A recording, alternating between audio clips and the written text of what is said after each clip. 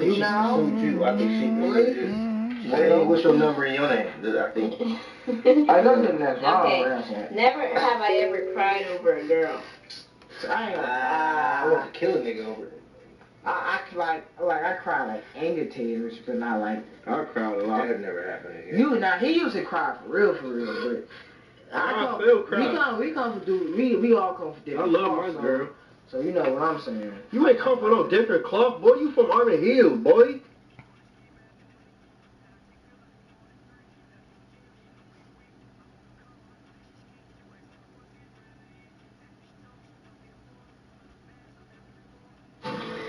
Critics and audiences are raving about The Accountant 2. It's so worth the watch on the big screen. I just love Accountant. That's a coincidence? It's a blast. I think it'll be fun. I think it might be fun too. The Accountant 2, rated R.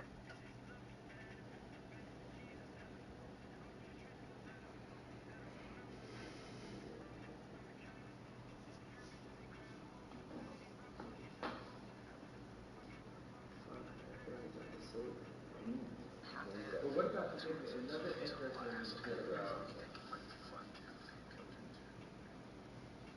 Jay Woodson had a factory in Spain. I thought Jay Woodson had a factory in Spain. That's like.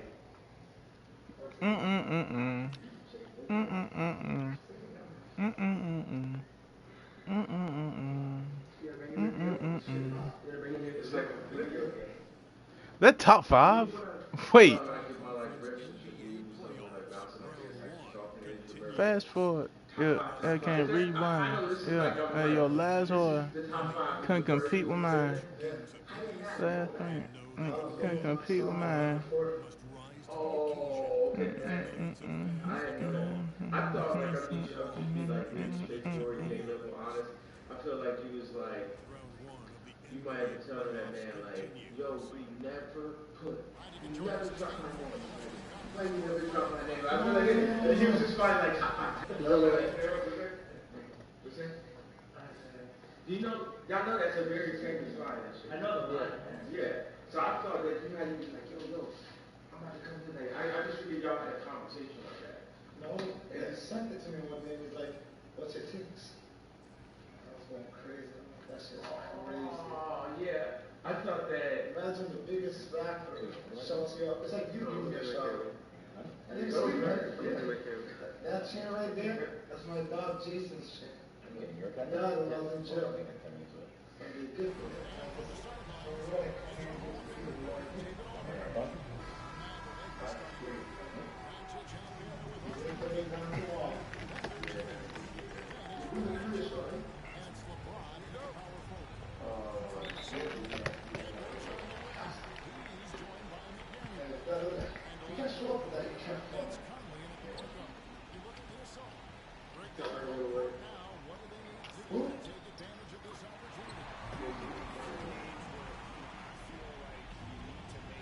It's a Glock 19.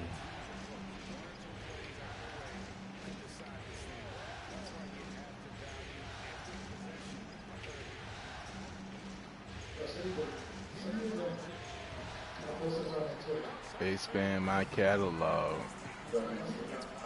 I'm going gold, I'm going plat. For 1 second? I'll give it. Yeah, just go try it. But with that story, do y'all understand? Are you reading? No, You understand? Plat.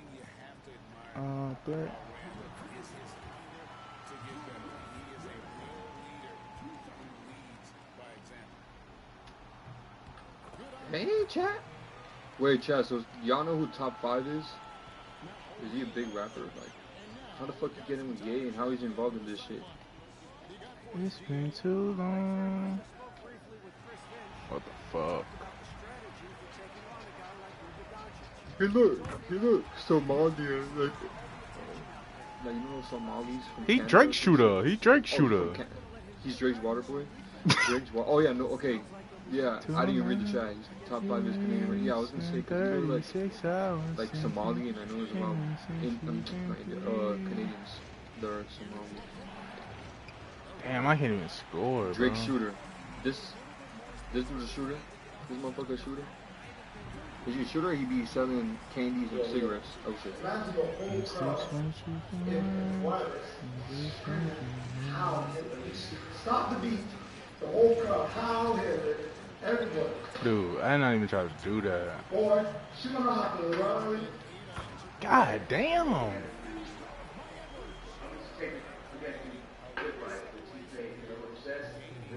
Go through my body. Go through my body. But the only thing that's like, that I put like on the level of my Twitter and above is T-Pain performances, man. T-Pain is streaming now. Yeah, right? Yeah. Yeah, T-Pain has hits. Oh yeah. But yo, you know what I always wanted you to do?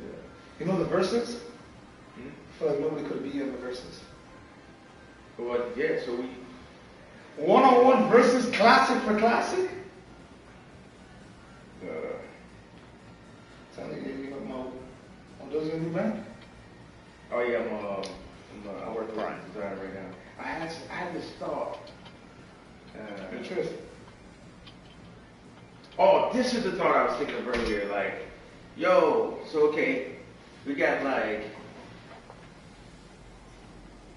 the J. Cole stuff. The funny thing, I always say this story. When I would meet with Drake, I would just tell him like, why are you working with J. Cole, bro? It's not even a human, like an actual person, bro. It's like, what are you talking about? Like, people say they like, I don't know if y'all like J. Cole raps, or if y'all do, just do not tell me that, because I don't know, like, what rap differently and shit, but it's like, I hate J. Cole. It can't even call music. I hate J. Cole, what he does, bro. I hate the people that sign J. Cole, you know, and like, and it was something about both like J. Cole and people that needs to sort of like, it reminds me of each other and shit like that. Like, it's just not that sauce to me like that. It's like, Baby King is that, yo, it's like the best, you know, human on the planet. This shit this nigga saying is so ill. Like, we were like finding people on Donda, and I'm not gonna act like I didn't ask Drake to be on Donda and Kendrick to be on Donda and like do this rap. Yeah, absolutely. And Donda too. He was cool, but this one, yes, but then he not recently. But I was supposed to go when he was doing the like the uptempo album. I was supposed to go work on that, and it always be a thing. But my thought is like, look right now, after all this like. And I understand, I guess people consider KBB rap. I saw this shit with Ben Affleck saying that KBB was straight with rap. I was like, yo, anybody that KBB was really straight with rappers don't know about rap. They know real rap. Well, my favorite line I go to is like, you have like trying to do whatever that line was. That was like my favorite line. It used to piss me up. Me, the fact that I like that bar and I was on Drake's side, I felt like I was going to top at it again. Like, no one, like, I could tell people. It really, like, created, like, a vibration in that moment. It's just a little piece of shit. You know what's class after the war got hot? You agree on that? Yes. You can't start a war, say somebody's name, and then when it gets serious, you run. Yeah, because J. Cole, what was it, third person shooter? J. Cole was one of Drake's shooters. He's supposed to be in I'm rap shooter. Okay. I'm talking about a rap shooter. I'm in the shooter now. I'm in the shooters too. You don't worry about that shit. Right here, continue. Yeah, he's supposed to be barring out and J. Cole's supposed to like... Respect. I hate the fact I can't say they were that. I ain't gonna talk to a bitch about nothing. I'm on that airwave again. I'm on the highway doing 100. They saying my swag was bought by money. Bitch, I was broke with swag. What the fuck? Yeah. I got too much money to spend. Next time I see someone gonna take it. I'm just flexing. I don't care about the Knicks. I don't care about your bed. Ain't hopping in the lift. Hop in the rift. Put on a dick. I don't give a fuck about the goddamn thing. Bought me a crib, not a goddamn chain. Hope you text me back. Bitch, I don't need know your goddamn name. Just out there, step outside. You know what I'm saying? Could change your life. Take what's mine. Yeah. I get a bad like 105. Throw it up by then the bitch won't fuck. They gonna map this bitch. They say we're trying to map my truck.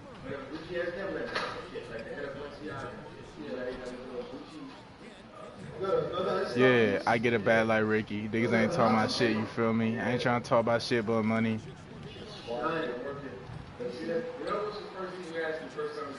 They said my swag was bought by money. Bitch, I was broke with swag. What the fuck?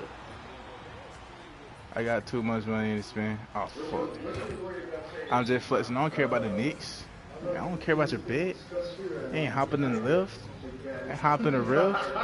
You ain't hopping on the dick. Yeah. 5-star little motherfucker. Phase up little motherfucker. Me and K Son this bitch. Yeah. Yeah, I get a bad like Ricky. I ain't even talking about shit, you feel me? I ain't trying to talk about shit for money. I ain't no talking about nothing. I'm on the E-way spending the curry. I ain't no talking about money. And my swag was bought by money. Bitch, I was broke with swag. What the fuck?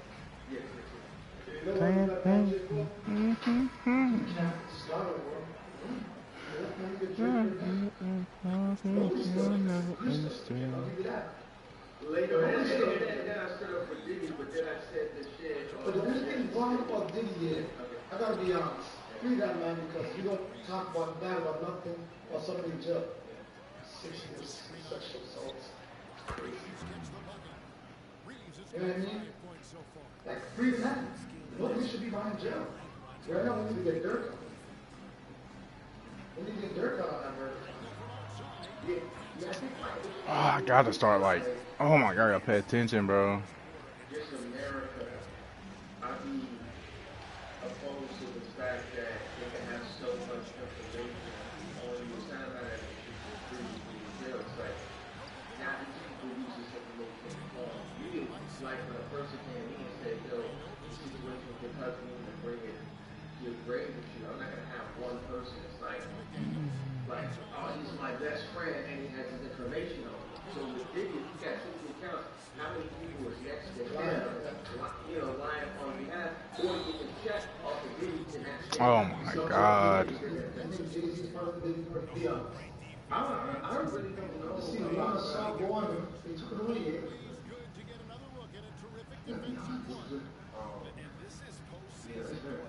Diddy person,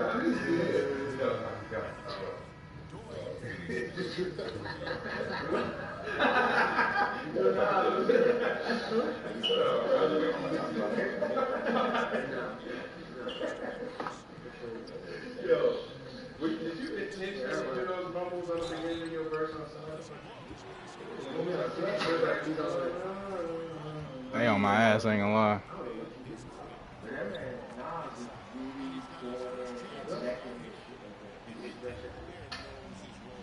Oh, Nas.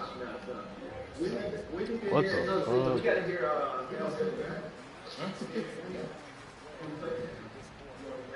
Yeah, this is a good angle to do it. I don't think it's necessary, to be honest. send me a link.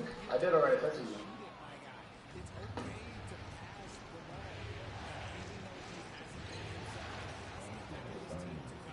I don't give a fuck no hip hop credibility. Phone who feeling me? I'm feeling me. I'm really him. I'm really that memory.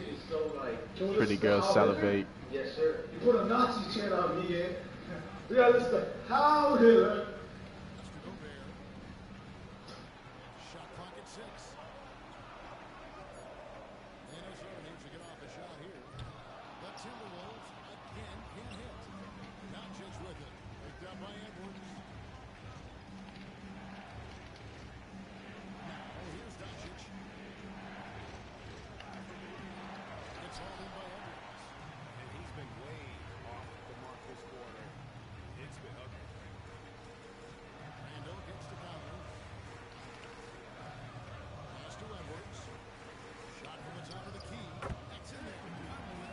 This shit is hard, bro. Like,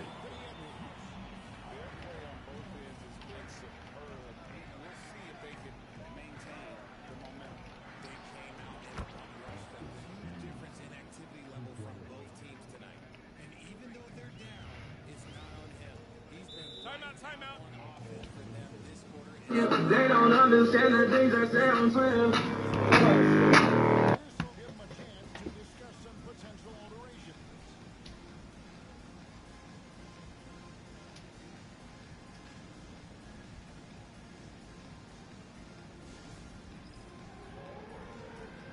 so much anger.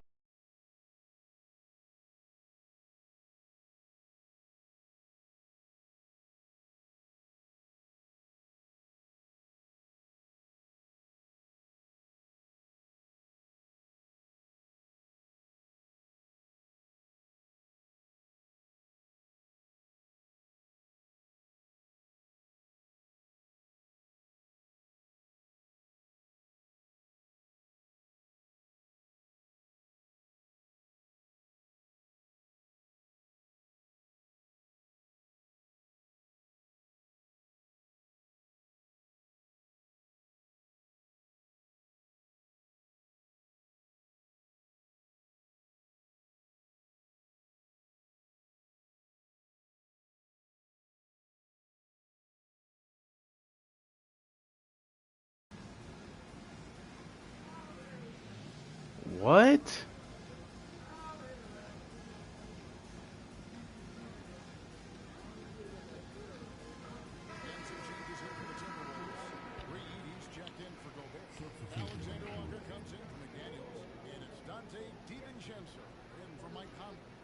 The Lakers also making some changes.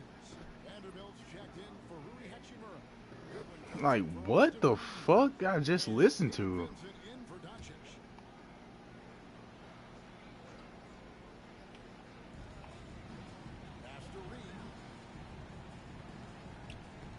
It's tipped. Vanderbilt with the steal. Finney Smith with it. Guarded by Reed. James kicks to Finney Smith. And again, it's the Lakers from deep. High IQ pass by LeBron. He reads the floor and gets it to the open shooter. For three, Edwards. Hits it from He made that bullshit. Edwards got 9. And an eye for an eye. Both teams working to stretch the floor. This is today's NBA. We see this kind of thing more often than not. Finney Smith passes to LeBron. Bitch, you ain't win on LeBron James, bitch. Fuck. Concentration off the charts. A chance for LeBron James to add one more. And this is his first trip to the line tonight.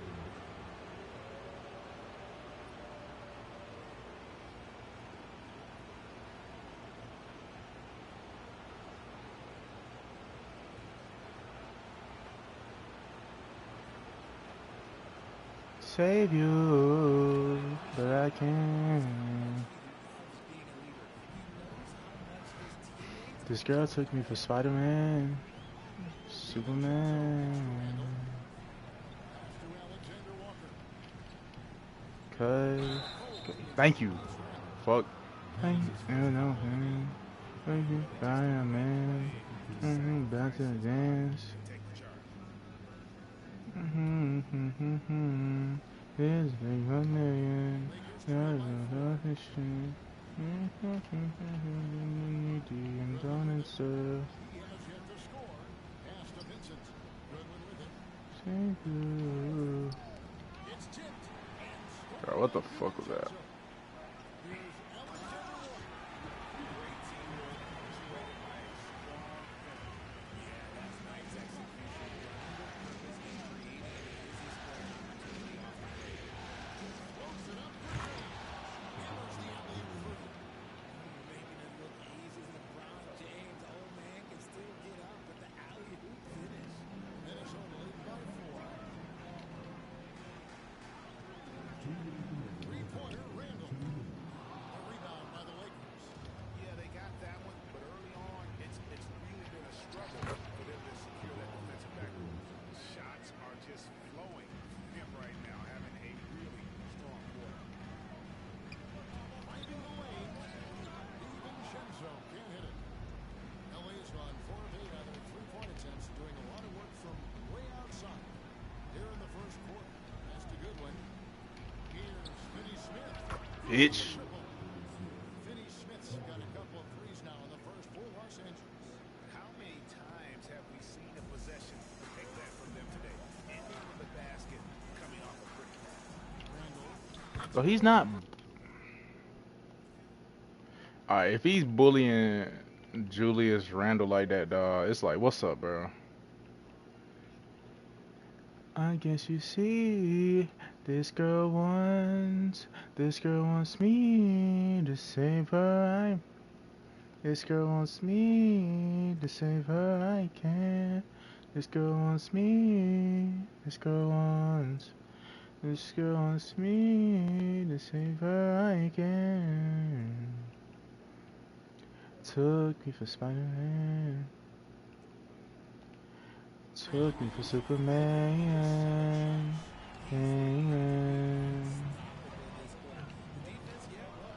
This girl wants me.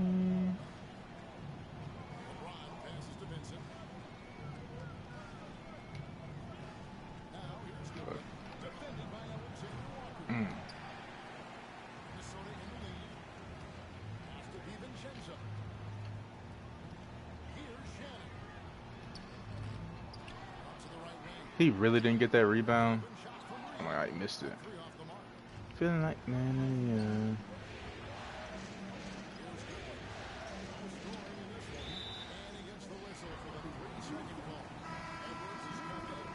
gotta keep player hands in the air. Big stick on me, playing fair.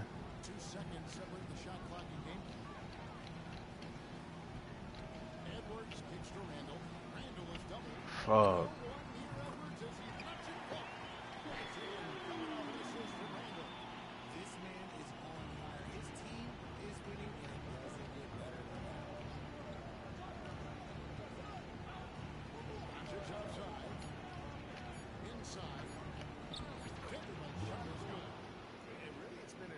I fought with you that one.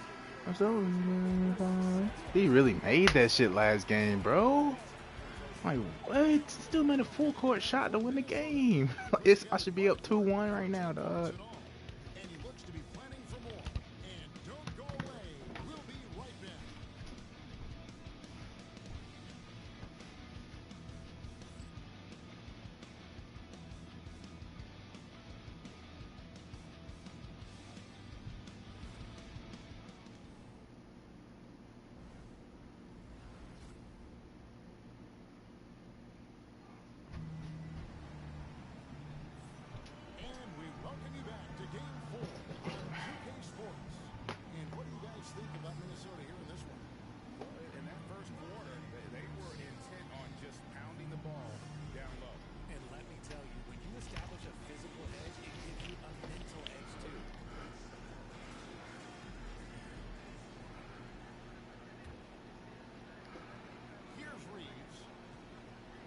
Taking a look at Los Angeles. Rui Hachimura out there with LeBron James. Then it's Austin Reeves. Then there's Luka Doncic. And it's Finney Smith in at the small forward. Here's LeBron. Fuck. Here's Randall with the rebound. Even though in that space, there is never an easy fadeaway. Here's Edwards. The muscle from Edwards. You're seeing tonight why Edwards was selected first overall. Special ability to score. LeBron is screening the king. Here's Reeves. Minnesota with the rebound. Now Reed. Nothing on the board. Angle outside. It's Edwards on the wing. He's defended by Reed. Just 4 to shoot. Randall from outside. Knocks down the three ball. Now a 7-point Timberwolves lead. Working on being more consistent with this shot. Randall certainly helping his confidence moving forward. Finney Smith finds Reeves. Doncic outside. Right wing.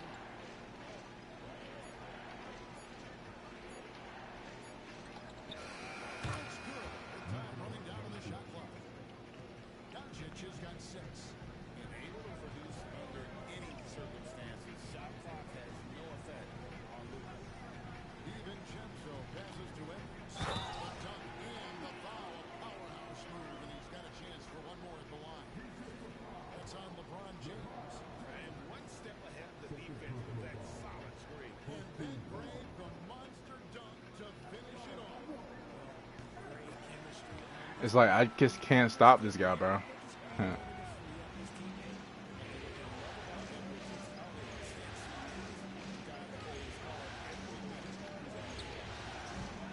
And so his shot is so slow.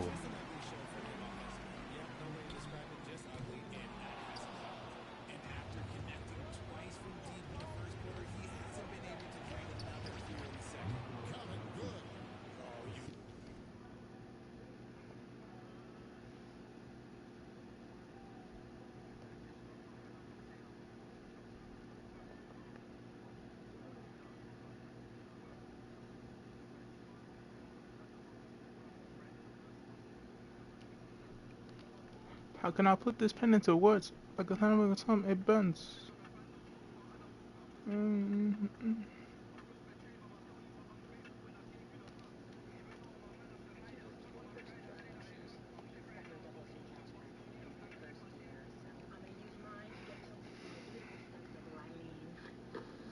You earn, we match. Wow. Discover cashback match. We'll take them. Great. Don't pay the bills then.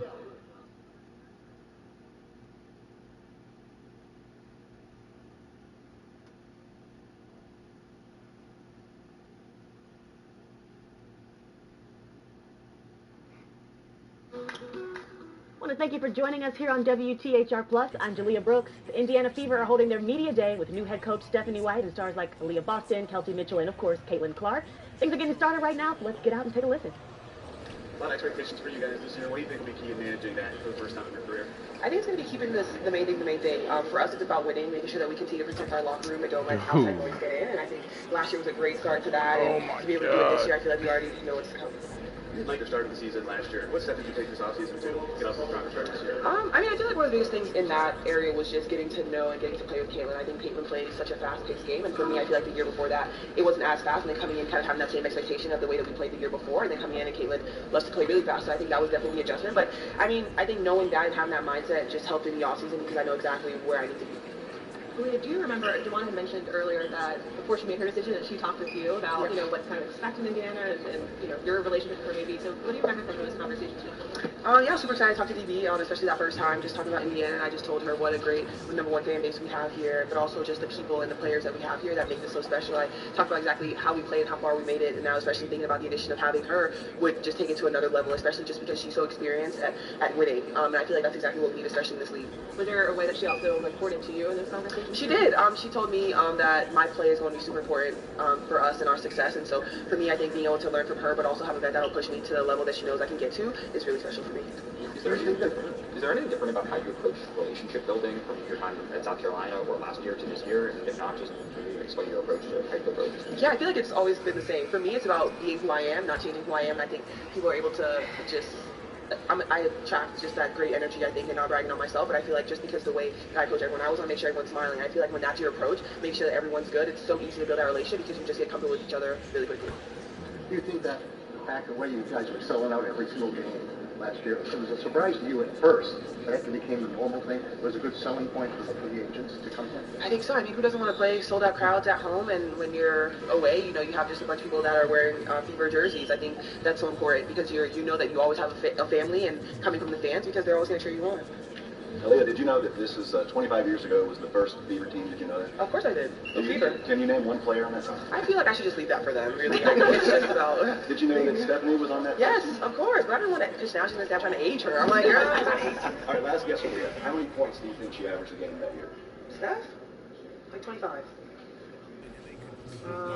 15. 7. That's fine. Exactly.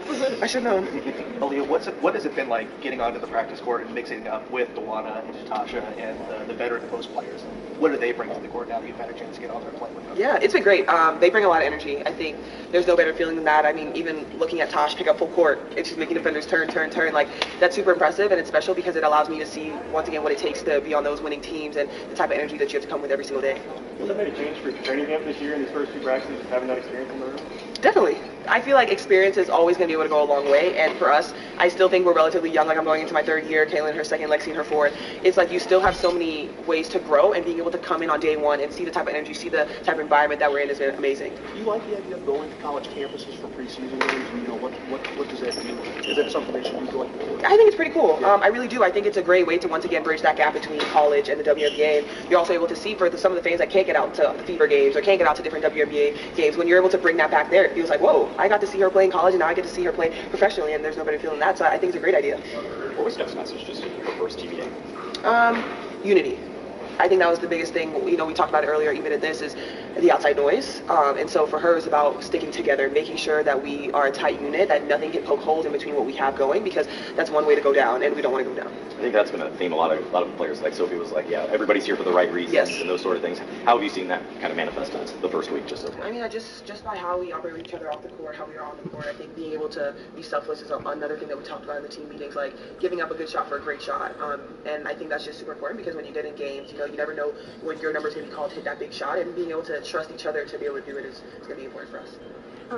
As you mentioned, this is your third season in the WNBA. How is the league different than like what you expected as a rookie? Like what surprised you? I feel like when I came in as a rookie, I didn't really have any expectations. For me, I mean, it's super easy to listen to what other people are saying and kind of use that as your own opinion, but I kind of wanted to just come in and learn and see what it's all about. And honestly, I love that. I mean, I love that we're in charter now, even though I was a big mileage girl. I talked about that my first time. And so, I mean, I think it's grown so much. So many eyes have really came upon the league from my rookie season to now my third year, and I'm glad to be a part of it. Aaliyah, I saw the team made a promotional film at Madame Walker Theater on Indiana Avenue. What's that mean in terms of significance of the Fever aligning with that historic site? Yeah, I think it's special.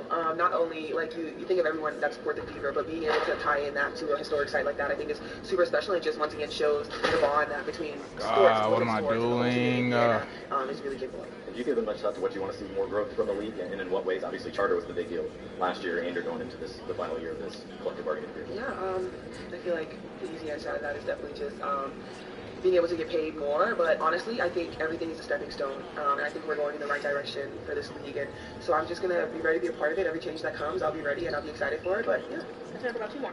Aaliyah, now that you've had a year playing with each other, where do you see the biggest difference for Caitlin, like at this time this year compared to maybe last year? I feel like everyone talks about it. I'll see it on social media. They're like, Caitlin has so strong muscles. And don't tell her I said that. don't even mention that. Yeah. But I think her strength. I mean, she gets in the paint and she's able to bully her way in and finish strong at the basket. I mean, everyone talks about once again her three-point shooting, and we've all seen her passing. But I think her ability to get downhill and really just stay on balance and score the ball, I think is going to be great this year too. How would you explain the shift in the organization's culture from when you first arrived here to now? Yeah, there's definitely been a shift, but I feel like they've always supported women's basketball, and they've always just wanted us to make sure that we feel that same love as every other WNBA team, but also as the Pacers, right? Because they're right around the corner, and so I think they just did a fantastic job of making us feel like we're important as well. Because we are. Thank you. I got one question for y'all over here. It's fine. It's fine. You did. All right, we'll have Luana in just a minute.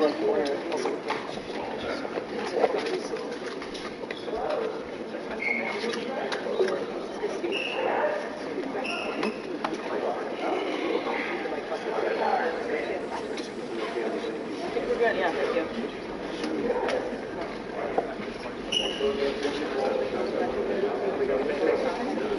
Yeah, that's forward number. Sorry. Oh. You know the basics. I like to support this town. Like they are very healthy. Yeah. Yeah, they were honestly the only shoe I brought on my trip. It works. Are you going anywhere else after this? Going back home. Connecticut. Yeah. There's the Liberty are doing a media appreciation day on Saturday. So apparently they're not doing a formal media day, but this is like Cole is doing presser, and then like apparently they're like doing some like basketball clinic things and all this. Ben and I were talking about it. So I'm like, if like you're involved. That's like college. We did that. Yeah. And like they're giving us lunch. I'm like, maybe I should go to New York. So what are they doing? Yeah, right? Your thought is like, there's already let's do something you want to go off and cover the team. There's more different ones out there. No, many. Yeah. Oh, they said the same. I was like, no. Well, I'm stuck then when I'm really happy. Hi. Hello. Hi. How's everybody? Good. There's a lot of people. Hi, guys. Hi. I guess to that point, how does this kind of compare to what you are used to? Oh man, yeah, it's totally different atmosphere. The support here is just phenomenal. I really can't go anywhere. I've been here like a week and a half, and everywhere I go, it's just like we're excited for the season. You know, thanks for being here. So it's been really, really refreshing. You get that on the streets? I'm sorry. You get that on the streets? Yeah, everywhere I go, it's just can't even go to the grocery store without someone saying how excited they are. So it's just been really refreshing. I'm excited to be here. By that being said, how much that excites you for just the upcoming season, knowing that you got a fan base here that loves basketball, loves the team? Yeah, I don't know if I even like really realized yet because I haven't like played in front of it. So I'm excited to get a little bit of a taste on Saturday, but I can only imagine how the first game is going to be. You know, playing here Jackson is Hayes it's hard to is play fucking, here. They get oh my loud God. and crazy. Last year in Connecticut, we just kept saying, we know we can't take this thing back to Indiana. We got to finish it at home because it was going to be insane. So I'm excited to be a part of it and them cheering for me for once instead of against me. Where was the most random place you've been stopped? I don't really get out too much. I haven't yet, but you can literally be just walking down the street, you know, anywhere, and it just. I was at Kroger the other day, just picking up some fruit, and they're like, "Oh man, you know, like I'm super excited for the season." It's just been really refreshing to be here. It's saying how the welcome has been. You know, you never know how it's going to go when you come into a new team and a new organization, but it's just been phenomenal. That happened a lot when you were at stops or in college at all, people recognize you in public? Not as much as here. That's for sure. The eyes are on you here, the lights are bright, but I think we got the Fever organization fuck is doing a this good job lineup? taking care of me, and since I've been here, me and my family and my teammates has been great. Aaliyah, Caitlin, and Kelsey has been great, kind of showing everybody the ropes because they did play in this atmosphere last year. So just having someone who's done it, it's been pretty helpful. What has the balance been like? How much you guys want to run offensively, but also realizing, hey, we got to reset and assert ourselves defensively and make that a priority? We know we have to do that. I said we were last year in defense 11, I think Steph said. So that's kind of been our emphasis. That's what we start practice with, is defense, and we kind of just keep it there. So everybody's been putting an effort toward it. You know, you can't win without playing defense. Yeah, we have all the firepower on offense, but I think it's been a focal point, and we're serious about it. Dee, when you think back to creative day, I know you mentioned you talked with a few players maybe before making your decision. Do you remember who you talked to, like what sorts of conversations you had? Yeah, I talked to AB, CC, and Kelsey, just kind of understanding Indiana. It's different, especially last year, than what the past few seasons has been. The fan base and how the organization run. And I'm a 15-year vet, so I kind of like things a certain way, and I just wanted to make sure it was a fit for me, and just mixing like young and a little bit of old energy in and how it flows. So just talking to those three and understanding what they wanted and their goals, because I came Oh from my it. God, I was in the bonus. That's what we did in Connecticut, so I kind of wanted to continue. Oh my God. Yeah, that's how I ended up here. Was there something any of them said that really stuck out to you and gave you, a little bit of relief, or just like, yeah, like this I think will work out? They want to win. That's all I needed. That's all I need to hear. They want to win. They want to be led. They didn't have any experience last year in playoffs. It's totally different. So just taking the mindset on from the beginning, I feel like that's been our mindset in training camp. And they've just been really receptive to me being the leader, but also I've been following them a little bit too, because like I said, no one understands playing in this type of environment but the people who've done it, and just listening to them is really refreshing. Well, how important is it for a team to embrace expectation? If you want to reach that top of the mountain, you got to really kind of embrace them. I don't even know if we have expectations. There's so many new faces. We got like 7 new players. Front office is new. The coach is new. So we just all just trying to figure it out day by day and just trying to figure out what our strengths are and how we can play with each other. I don't know if I, in 15 years, have been on a team where we had this much firepower throughout the whole roster. And even our rookies in camp it's been competitive, it's been great. So just trying to figure out how we all can fit and how we can all make these rotations work. Giving each other a lot of grace, because we have people that coming in like myself, having played since, losing last year in the playoffs. So just all trying to figure it out. And I think that's the most exciting part, because we have so many firepower. We can just go any way, any given night, and just be unpredictable. So just making sure everybody locked in. The only way you can get that chemistry is go out there and play games. You can't just fake it. Oh yeah, you gotta go out there and play games, but also off the court. I think we've been really good job in our locker room getting to know one another. Like, kind of privately. Like I said, there's always a lot of eyes on Indiana, so just taking the time when we can to get to know each other. Have that chemistry off the court, because you don't have it in the locker room, there's no need to even step on the court, because it just won't work.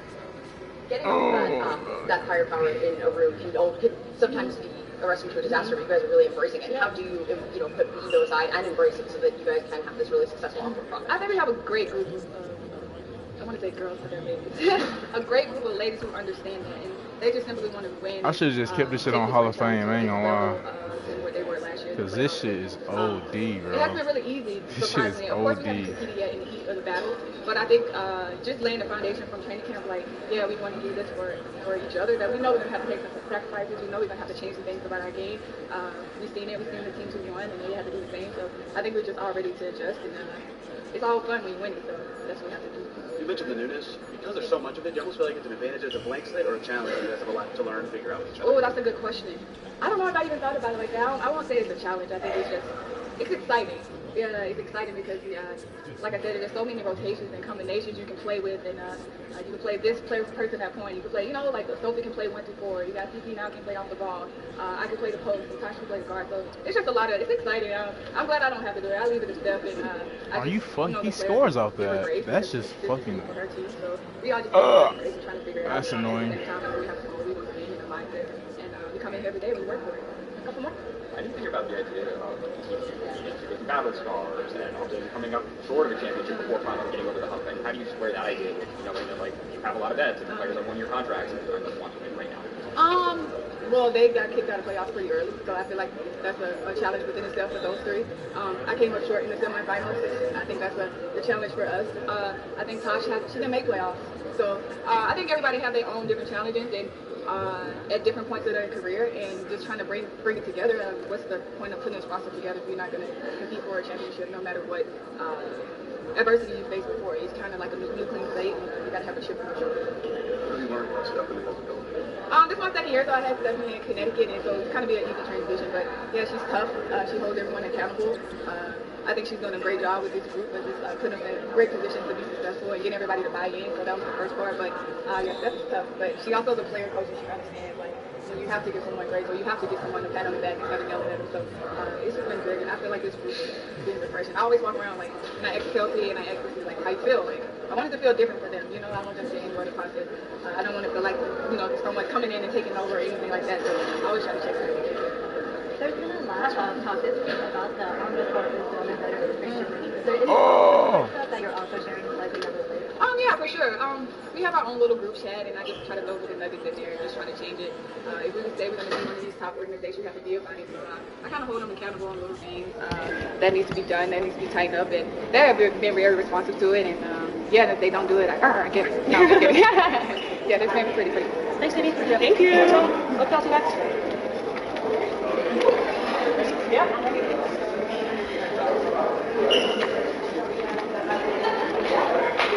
Yes.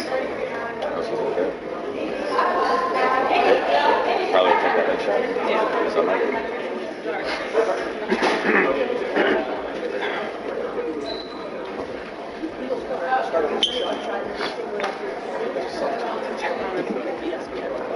Over there. Good morning.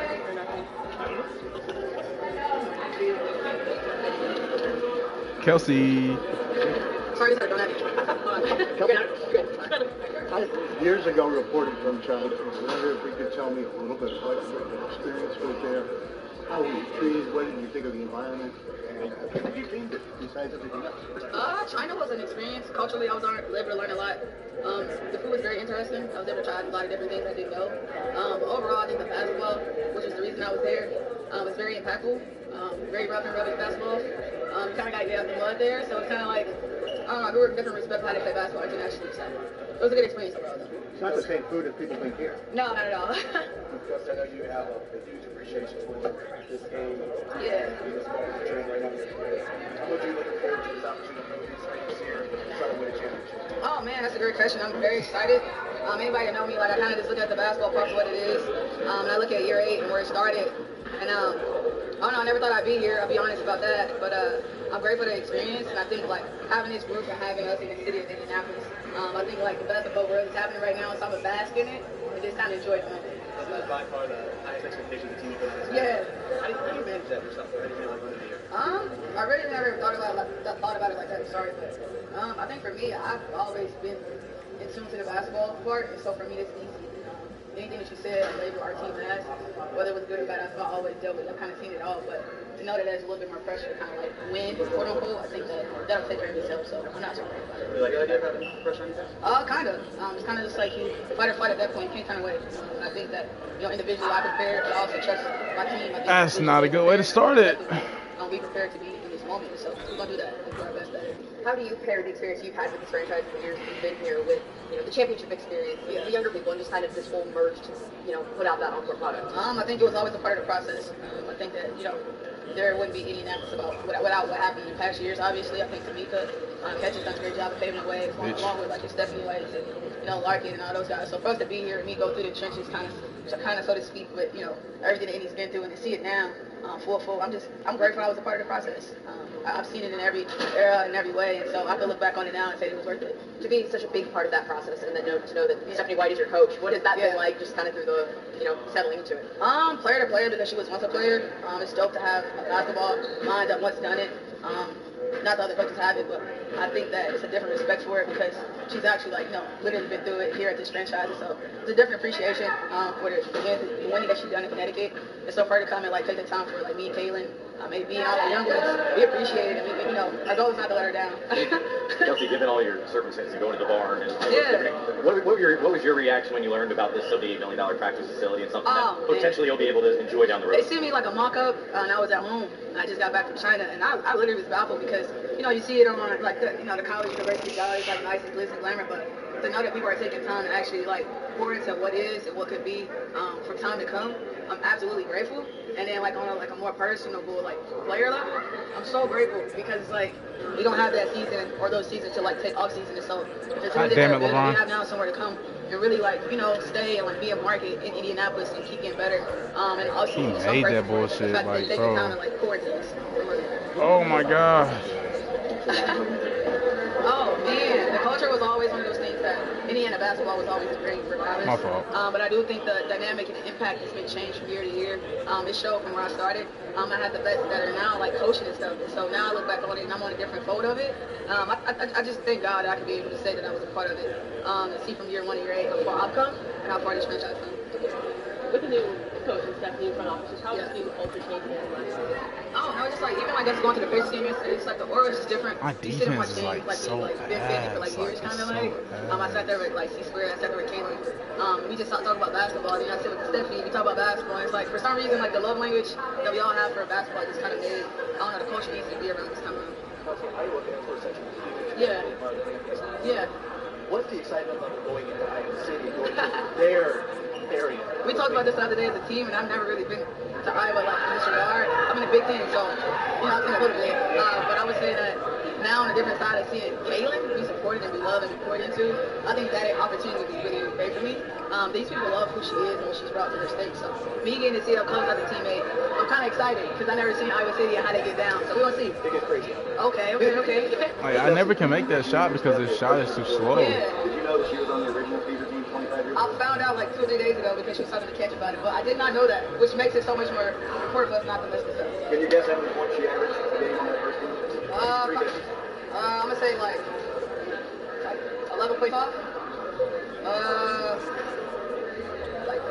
8 points a game. Ooh, that's my last one. You're close. I'm gonna say I'm gonna be 5.5, 6. 7.6. Dang, 2 more. I'm scoring fine. My defense is just ass. Do I have to play off ball or something? You feel that way? I don't know, man. I've been through a lot. My last year has been very life altering. I think mental health is real. They're gonna make everything. They're gonna make Where you everything. are individually. I think pain and grief is real, and so when I look back at how far I've come, really going through. I should just go back to Hall of Fame, bro. I should just go back to Hall of Fame. So much money. I'm not a bitch though. I'm not. Well, I am. That's what I'm gonna be. So I'm excited. I'm not though.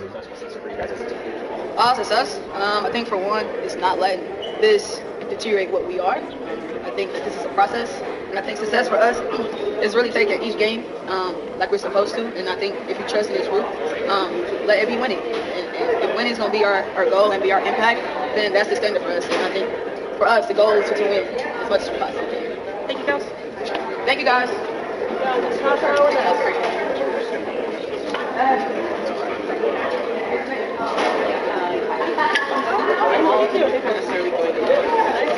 Yeah. Sorry. Yeah, I'll be around.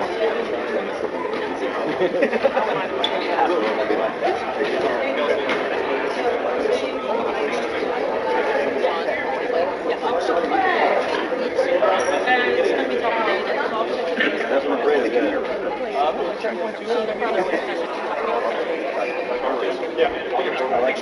Yeah, I'm already.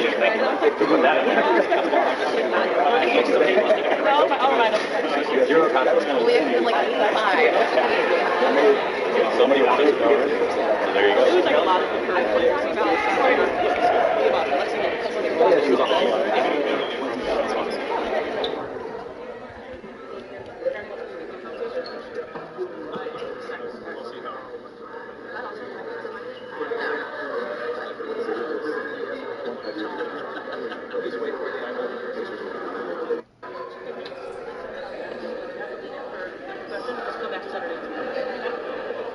Alright, well, when you're ready. Describe just the culture around this team compared to the last team you were a part of. The culture of this team is completely different. Like, you know, there's a lot of energy, a lot of determination, passion on this team. I would say it's kind of the same, but you know, we have older players.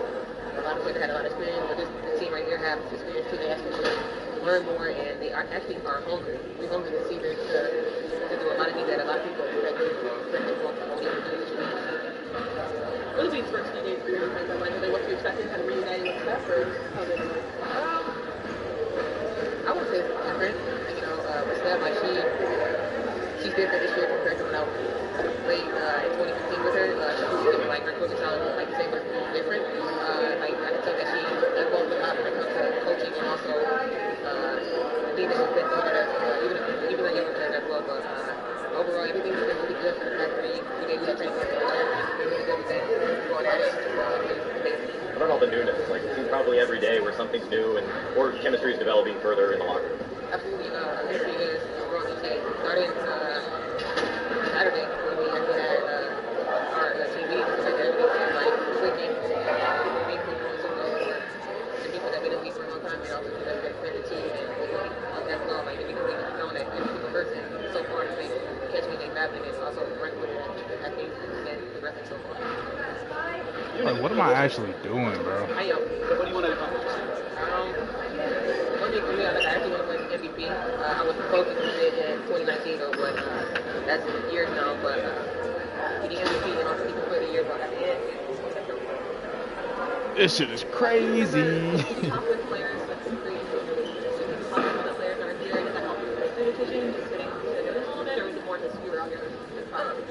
I'm kind of on my own. You know, like me and my family talked about that, prayed about it, and God had to put it on my heart to tell me like go back to where you started. And I'm happy to be back here, and it's real good to like play the whole 360 all over again, and actually be back to here wearing that fever jersey again, and also being coached by Steph again. So it's just amazing something that I'm blessed with. I'm gonna just try to take him all the way out of it, bro. That's what I did. That's what I did to win that game. Why am I not doing the same thing I did to win the other game? Like, what am I doing? You know what I'm saying? It's been amazing. It's really been amazing. Like every single person. Kid on me. Player as a teammate. You know, like I said, we are hungry. We're ready to win. We're ready to do a lot of things that on the shot. You guys been explicit about wanting to win a championship, or Steph been explicit about that, or does it not need to be said, or? We talk about it. We talk about it. We don't talk about it a lot. That's how everyone gets But our main thing right now is to get the team together and also keep winning day by day, learn, and just get better. Like that's our big goal right there. But our main focus right now is just focus on what we can do and also just win again with the stars. There's a lot of buzz going on about this team in the city and in the league. Is it hard to kind of tune that out sometimes and really focus on what's effective? Coach Steph always said, don't worry about what's outside the worry about what's inside right now, and also that's what we focus on right now is worry about what we can control inside the building. Don't worry about what's going on outside because people are talking about us. Questions about your teammates. What's something you've learned about Aaliyah since getting to know her, and what's something you've learned about her? Aaliyah, on or off the court.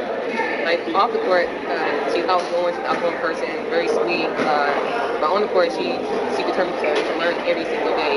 And with Caitlin, she's the same on and off the court, competitive, but off, like she's silly on the court and off the court. That's one thing I actually learned about her. That she's an outgoing person, but she's also silly. But like I love it because we have different personalities on the team. I actually love what each player brings onto the court and off the court. Have your experiences playing alongside Maya or Stewie or Sabrina, do you feel like that's prepared you for playing alongside someone like you? Absolutely. Like those players actually help me a lot. You know, playing with them.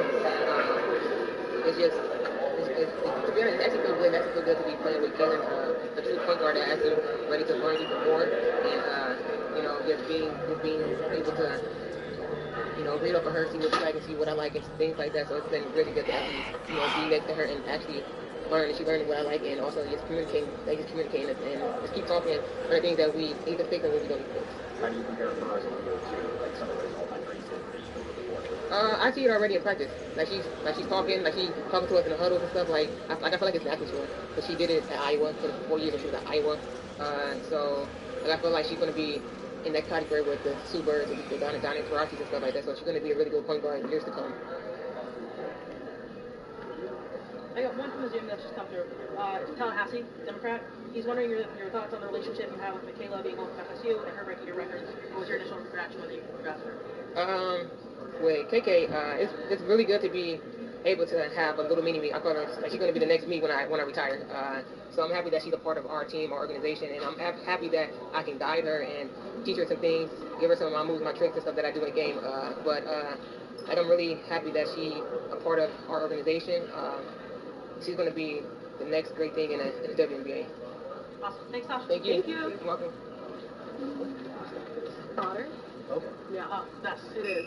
I mean, it's not like but 100% It's better than nothing. It's better than nothing, for sure. It saves so much time. Yeah, definitely. There's a few other, like, red. I don't know, daughter. Yeah. There's a bunch of, weird AI stuff up now. It's, trying to, use AI to summarize the conversation, which is, very awful. But it's, kind of humorous, because you're not entirely wrong, but you definitely don't know what's happening. But, yeah. It was interesting in soccer when we had... Cause bro, the way they're just making everything, You have dog. to go in and fix it in there. So what I do is I copy it out and edit it. If you actually fix it in there, Everything, though.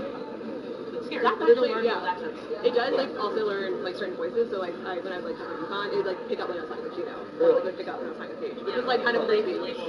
Where's Miss Clark? So you label it the first 2 times, and then we always use it for charts for. There go Miss Clark. Oh shit. Caitlin, the inaugural Fever season was 25 years ago. Do you know who the original number 22 was? What? Do you know in that season, can you guess how many points a game she averaged? I can't make those with Luca, bro. Put me on the spot. I should have studied up. Yeah, me you guys. Should probably pass the ball well, but... I don't know. 7.2. Well done. I didn't want to lowball her. That'd be disrespectful. I did not, unfortunately. Too bad. Yeah. This year. I will go after this season. I promise you. Future review. Yeah, but what's the excitement level going into the game at Carver this weekend? I'm really excited. It should be fun. I can't believe it's already here. I honestly haven't been back to Iowa City a ton since I left a year ago now. So only been back a couple times, once for a football game and once for jersey retirement. So it'll be fun to get back there, see some of my former teammates, my friends that are there. A lot of my family will be coming, so I know they're excited. I warned everybody. I'm like, there's not air conditioning in Carver Hawkeye, so usually I don't play basketball games in May. So hopefully it stays a little cool in there. I don't know what the humidity is looking like, but we'll see how it goes. It might be a little toasty. Yeah, people at graduation when it's in Carver get a little hot, but it's fine. It'll be fun. Caitlin, Stephanie has talked about for 25 plus years there on this basketball house, you put up this roster for How are you embracing this moment with such a big opportunity from yourself? Yeah, that's all you can do is embrace it, right?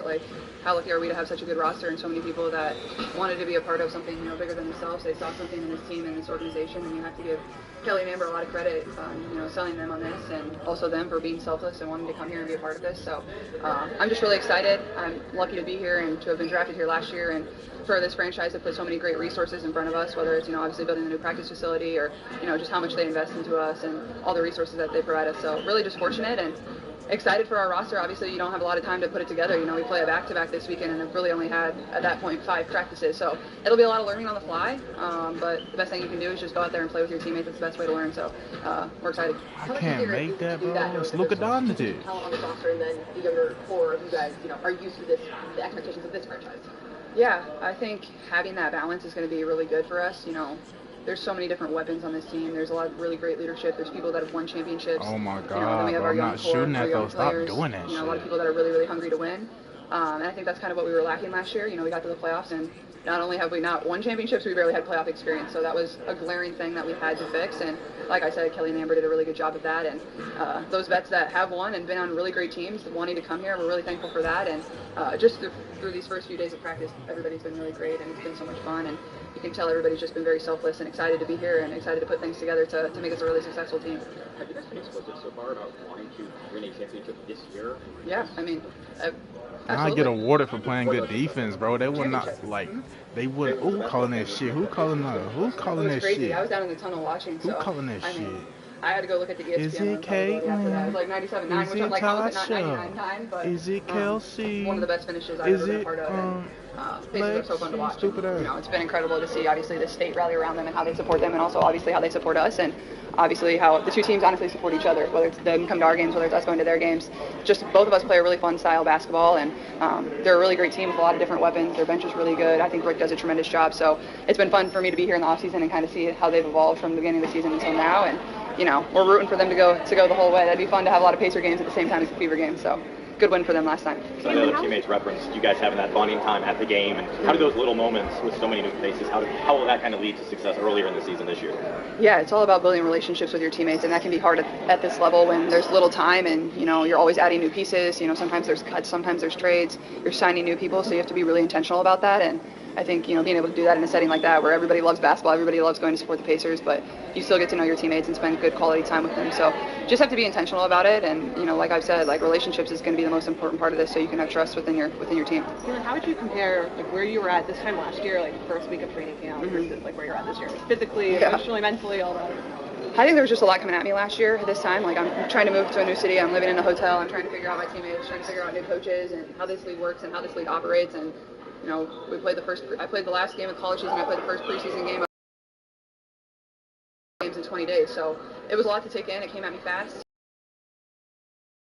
I think it taught me a lot about basketball. It taught me a lot about myself and how to be resilient and to come in and to work and to always get better. But I feel like I'm at a much better spot of understanding how the league works, what to expect, what the coaches and your teammates are going to expect of you, and obviously I've had a lot of time to rest and get better at things I want to get better at. So, all that being said, we got three preseason games to practice and really get ready for our opener on May 17th too.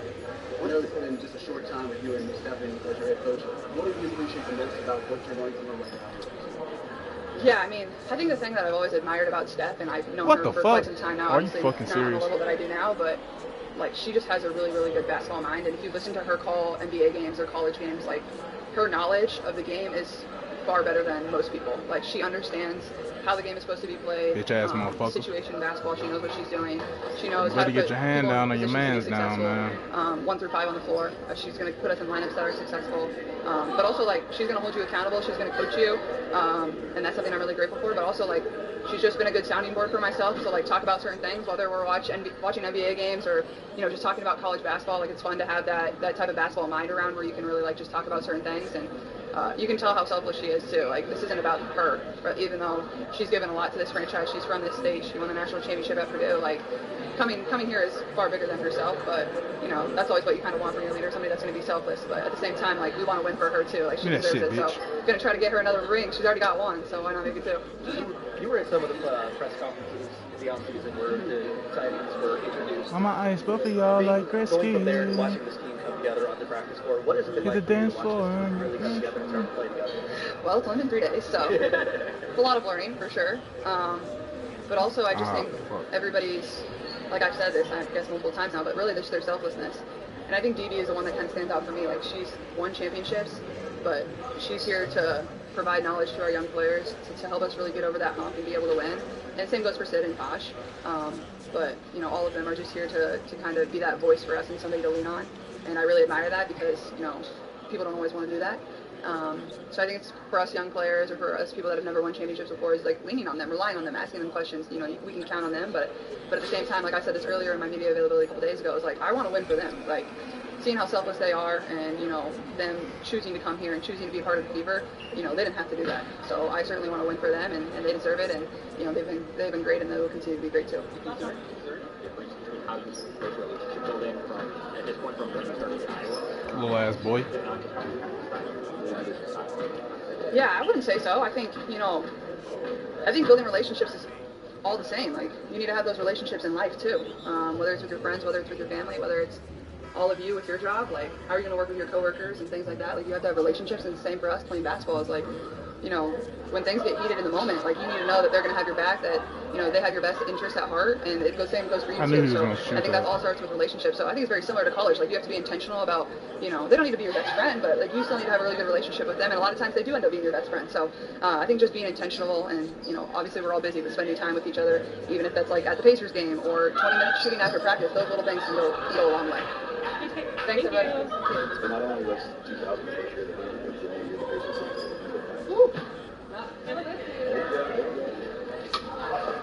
Give me that shit, you stupid little bitch. Fuck you.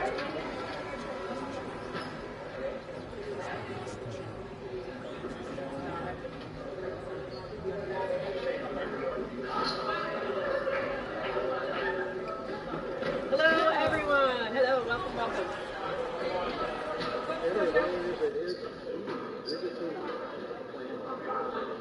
Yeah, get the fuck. Malika type.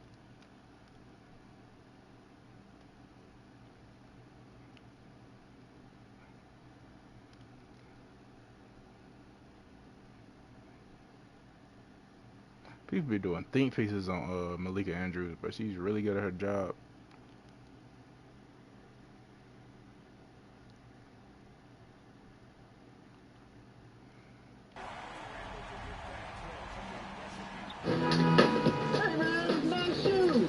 Suck.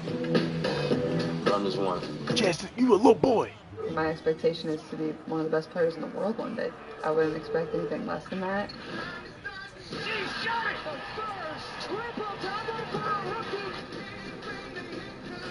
A WNBA record, 19 assists. More history for the Fever rookie. At this point, continue to be myself, and I think a lot of good will come from that.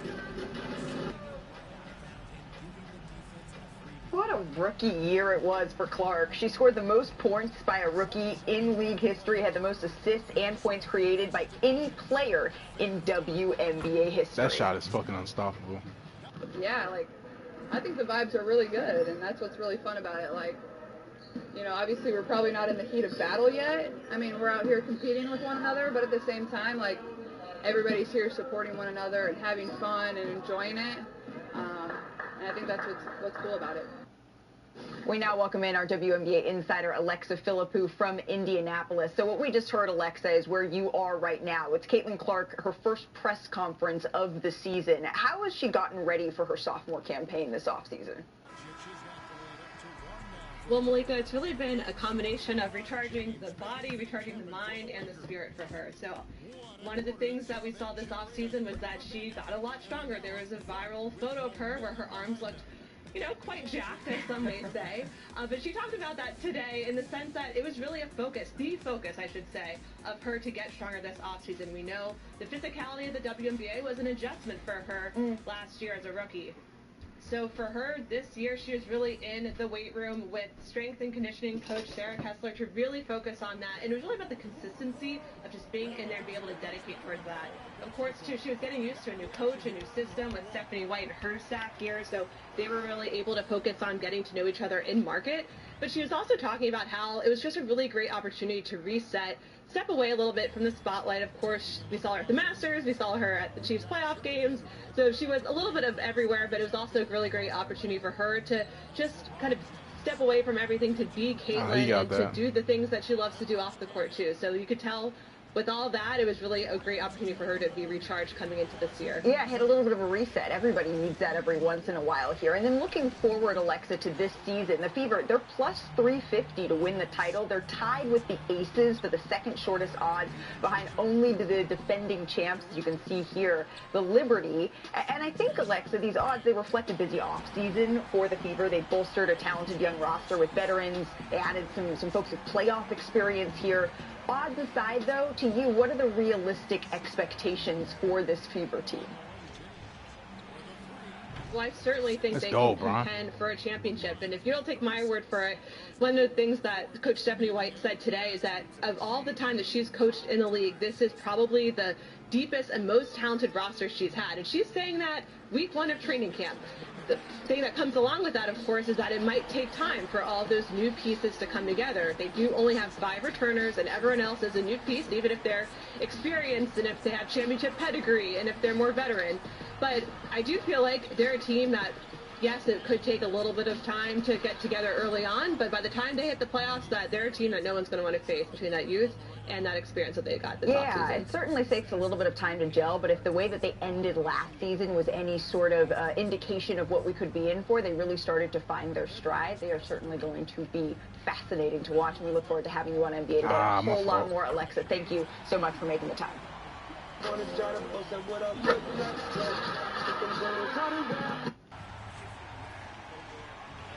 Domino's pepperoni stuffed cheesy bread is loaded with pepperoni.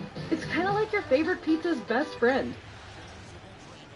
Yeah, I think there's a lot that we are still going to have to learn about this specific topic. We will keep you up to date. We're going to put a poll in the chat. Would you rather have an internal or external hire for general manager Colin? We're going to get to Giannis talk, I promise. We're going to get there in a sec. We do have some more news that we're going to keep you up to date with here on PHNX Suns First. Hit that like button. Like goal, as always, is 125. Hit that subscribe button as well. According to Michael Scotto over at Hoops Hype, there are 2 names being added to the Phoenix Suns' potential coaching search. Those are 2 prominent assistant coaches on the #1 seeds still in the playoffs. That's Cleveland's Jordan Ott and Oklahoma City's Dave Bliss. Of course, those 2 teams have been dominant this season. We're dominant in the first round. I'm just keeping people up to date. Do we have any opinions on Jordan Ott and Dave Bliss? I mean, I always love when we talk about certain assistant coaches because we get tidbits and small feature stories or things that we hear about assistants, but until they're in the main chair, you just never know how they're going to perform. We can speculate, we can highlight some of the good things about them, and obviously both of them being on teams that have done really well in the playoffs so far bodes well because if you are contributing to success on a team, there's a good chance you can go out and replicate it somewhere else while bringing the specific things that you did to help make that team good. Another team can use those qualities as well. So I think that bodes well if you look at the Cavs and the success that they've had. But again, you just never know how these assistants are going to pan out until they get that type of job. And I will say, again, like we've talked about this, they're probably just putting a rough wish list together. I don't think they've actually started the head coaching search like Gambo alluded to. Yeah, the characteristics and qualities point is always fun to gauge from the outside looking in when someone's with a different team. It's definitely different when you are the one that's wearing the head coaching hat because you're now a culture setter and the players pick up the baton off of the desired culture that you are establishing based off of your daily habits. All of that stuff is really cool, and you can throw any coaching name on top of the Suns, and that'd be awesome. But it's all going to come back to owners being on the front office, and can they execute in a way of building a roster that's going to align with them, putting that coach in position to be as successful as they can be. If that part, that latter end is not matching with the name that you're putting into the roster, it's going to be all for naught because you're going to be in the same situation where you feel underwhelmed from yet another head coach, this time the 4th. So you need to do everything that you can to find that coach as soon as possible, yes, and then align yourself with that type of philosophy that he's looking to implement. Well, we know one guy who's not going to be the next Phoenix Suns head coach, and that is the 2-time Phoenix Suns MVP. That, of course, being Steve Nash. Mark Stein reporting yesterday that he is planning on taking a deal with Amazon. Of course, part of their inaugural season of coverage for the NBA and part of the media rights deal that they were able to grab earlier last year as well. Nash will be joining Blake Griffin, Dirk Nowitzki, and another cast of characters over at Amazon to basically be like their inside the NBA. And Dirk had something to say about it when that was tweeted from Mark Stein yesterday, saying, now I have to carry this guy again like I did over 25 years ago. So, Gerald, no Nash, but he is going to be a part of NBA coverage, which is exciting. Yeah, I mean, that team of Dirk, Nash, Blake Griffin, that's going to be really good stuff in terms of just knowledge, chemistry. We know Blake Griffin is funny. We know that Nash and Dirk are going to have a playful dynamic. So I'm really looking forward to that. But yeah, I don't even know how seriously the Suns would have considered Steve Nash for a job. The wording on that is not clear whether Oh, I'm so Steve Nash stupid. was I not forgot about that interested or rule, whether bro. he was even considered, but because it just said he Literally has no forgot about it. plans to pursue that job, which if you're not being considered would count for that. But either way, I'm kind of glad that we're not going down that road, to be honest with you. Not because I don't think Nash could be a head coach in this league, but just because for this particular fan base, there's too much at risk in terms of needing to nail this coaching hire and also just potentially ruining one of the good memories that we have from the last 20 plus years here. Do you all know who is the host for the Amazon Prime It's show? Taylor Rooks, Is it right? Taylor? Okay. Yeah, I'm pretty sure it's Taylor Rooks. Because that's why when they were next, Dirk and Taylor were next to each other, Right. and about the jaw grenade celebration. Yeah. That's right. Is Cassidy Hubbard? I was going to ask. I think Cassidy's a part of that as well. Yeah. That's a fun compilation of personalities that we've seen in different factions. I'm looking forward to the basketball coverage from Amazon next season. Yeah, I think it'll be a right balance of funny, which I know sometimes you go with inside the NBA, but if you've heard Steve Nash, we put clips from him, obviously. You've heard him with LeBron on his podcast, the way that he breaks down and analyzes the game. Maybe you don't like him as a head coach. He's one hell of an analyst. And I want to just repeat what Stein said, just quoting him from his article so people are aware of what he did say. Quote, the two-time former MVP has been mentioned as a potential candidate for the Phoenix Suns coaching vacancy. The league sources tell the Stein line that the 51-year-old has no plans to pursue that job despite his long-standing ties to the Suns and status as a Phoenix resident. End quote. So that puts a bow on Steve Nash taking the helm. Of course, we'll keep you up to date on what happens in the Suns front office as far as the Suns coaching search right here on PHNX Suns. But there's some other big news in the NBA and big news that very much affects the Kevin Durant sweepstakes this summer. Of course, we're talking about Giannis, and we'll get into all of it right after our first break. If you want to catch an NBA playoff game with no Kevin Durant or no Giannis, you can check out our friends over at Game Time. The best part about Game Time is if you're trying to escape the sports world because it's just been so brutal to you, you can get tickets to anything, whether it's a concert, whether it's a live theater event, a comedy show, or a different sport. Maybe you want to check out those electric Diamondbacks. You can do it over at Game Times, and they make it so easier with Game Time Picks. I personally have used Game Time Picks to buy concert tickets because Lord knows it is hard to find a good deal on good concert tickets nowadays, but Game Time Picks gives you the best prices with the view from your seat, and they will also credit you 110% of the difference if you find a lower priced ticket. Take the guesswork out of buying tickets with Game Time. Download the Game Time app, create an account, use code PHNX for $20 off your first purchase. Terms apply, but again, create an account, redeem code PHNX for $20 off. Download the Game Time app today. Last minute tickets, lowest price, guaranteed. Plus, if you're trying to put some money down on where Giannis's next team will be, how good the Suns will be next season, or some current NBA, NHL playoff action, I highly recommend, no, I implore you, no, I insist that you check out Bet365. Of course, the pioneers of live in-game betting have over 90 million users worldwide, and the best part is, if you are a new customer, right now you can get $150 in bonus bets when you bet $5, even if you lose that first bet. All you gotta do is sign up. Use code PHNX365, deposit $10, place a bet for $5, and get $150 in bonus bets. If your bet wins or loses, bonus bets can be used on spreads, totals, player props, futures, and more. Whatever the moment, it's never ordinary. Over at Bet365, you must be 21 plus and physically located in Arizona. If you or someone you know has a gambling problem and wants help, call 1-800-NEXT-STEP, text NEXT STEP to 53342, or visit problemgambling.az.go. Taking him every time, We bro. appreciate everybody in the chat. Enslow, Rich Dog, Lenny, everybody. Larry, who said he's been trying to catch a live show for a while now. He finally did. Lenny asked if I'm going to hop on any D-backs shows soon with Derek. I'm trying to get my home setup all set up, and I think once I do, I'll hop on some D-back shows. But if you want to come hang out with Derek live and watch a D-backs game, well, we have just the That's my place for fault. you to do it. Of course, it's Gila River Resorts and Casinos Wild Horse Pass on May 4th. That is soon, as in next week.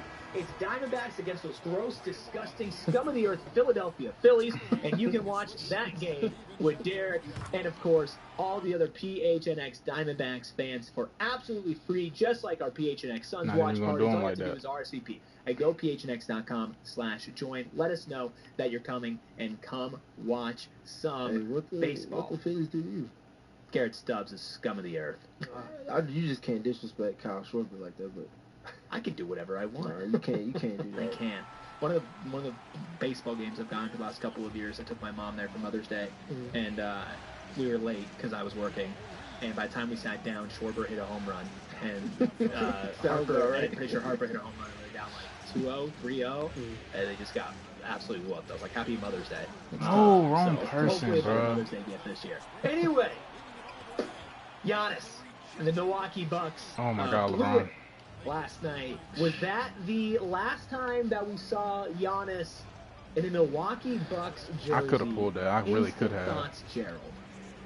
I don't know yet, but it might have been, and it felt like for a Bucks fan, a very heartbreaking end to the Giannis era. If you're up by 7 with 35 seconds left in overtime on the road to force a Game 6 back at home, and you have Giannis playing at an MVP level for the last couple of years, and you look at the fact that over the last 10 playoff games that Giannis has actually played in, they're 1-9 despite the fact that he's averaging 30, 15, and 6.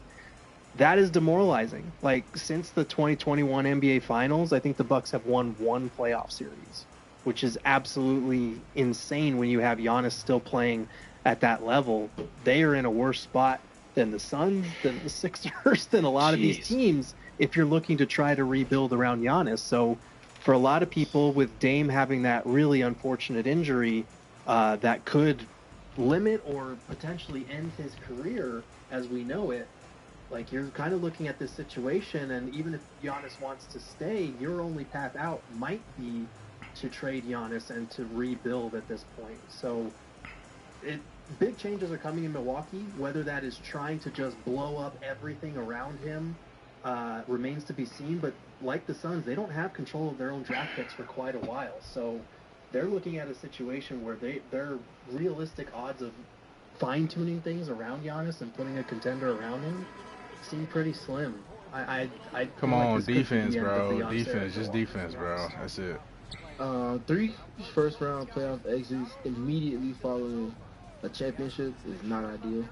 Multiple coaches in that realm, also not ideal. I just got so lucky because I definitely wasn't there. 99.5% win probability on the road in the final 30 seconds, and you found a way to have that 0.5% that was against you to go against you. I feel like the universe talks to us a lot. 3 first round exits. Giannis was not available in the first round last season. Dame ultimately wasn't by the end of that series with the Pacers last year as well. And then this season, Dame is out, then he's in, then he's out.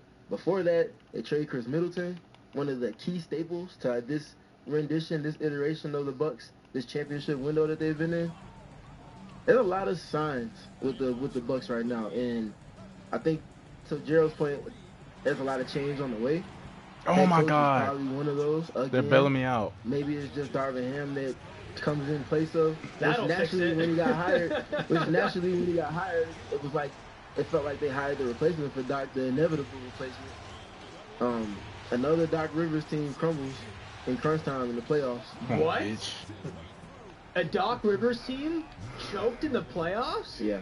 And it's ironic that was just the topic of conversation with him. That he was trying to say was, like, you can't pick that on him. But when you're the common denominator of so many, that gets tough. All of these signs, universe is talking.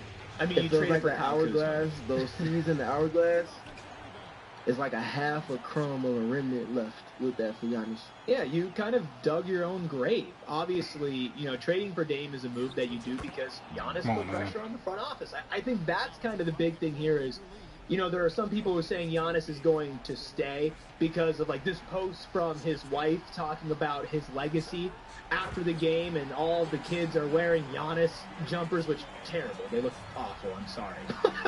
Those are crap. Like don't look good. I get the message. Like an awful fit. Drip is terrible. But focusing on like legacy is the Jay-Z song that's in this post, and somebody tweeted this out and said, yeah, he's gone. He's 100% leaving. Some people are saying that means he's staying because they're paying tribute to Milwaukee. I don't know, but I do know that Giannis has made it very clear. I think he had an interview with a reporter out at USA Today before the Dame move that put pressure on the front office to continue to compete. He's put an emphasis on wanting to win that second championship and how important that is to him. And I think also when you see Luka Doncic get traded from the Dallas Mavericks, you see that sometimes loyalty to a singular franchise will only get you so far. What? And maybe Milwaukee, Gerald, what the looks hell? at their situation and says, screw what Giannis wants. We have no way out of this except for to trade him. It doesn't even matter if he asks out. Now, I think that would be stupid. If I'm Milwaukee, I'm keeping him by any means possible. But I think there's a very clear answer here when it comes to would the Phoenix Suns be able to get Giannis? And to me, and I love aiming high. It's not. Yeah. And I still think, and we'll get into why, that this directly impacts the KD trade and what the Suns are going to do this summer. But do you guys feel like there's any chance that Giannis ends up wearing purple and orange?